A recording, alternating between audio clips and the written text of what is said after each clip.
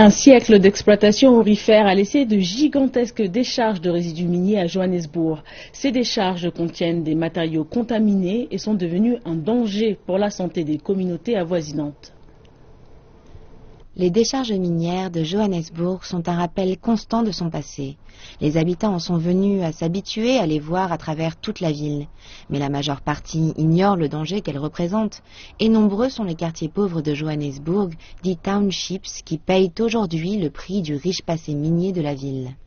Selon les estimations, près d'1,6 million de personnes vivent dans des installations formelles ou informelles dans des zones contaminées par les résidus miniers. Et ce constat est source d'une grande inquiétude. Je pense que la population ne doit pas paniquer, mais qu'elle devrait prendre conscience que l'uranium est un matériau dangereux.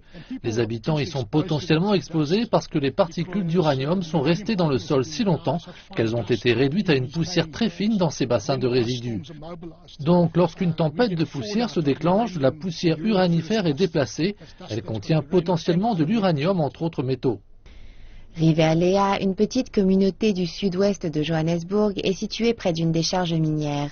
Ses habitants craignent le vent par-dessus tout. Lorsqu'ils soufflent de fines particules issues de la décharge, se déposent sur leurs maisons et les exposent à de nombreux risques de santé.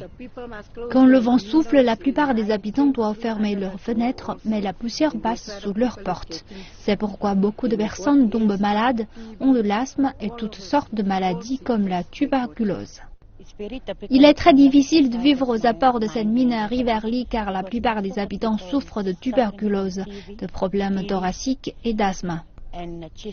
Les responsabilités environnementales et sociales de ce problème ont été ignorées pendant plus d'un siècle.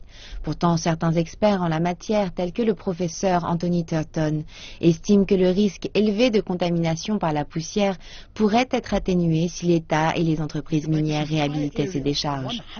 Nous pouvons rendre cette zone sûre pour des habitations humaines ou pour un développement industriel ultérieur. Donc, si nous pouvions effectivement réhabiliter les terrains miniers, nous serions en mesure de créer de nouveaux paysages qui pourraient promouvoir l'intégration entre les races et littéralement guérir les divisions du passé.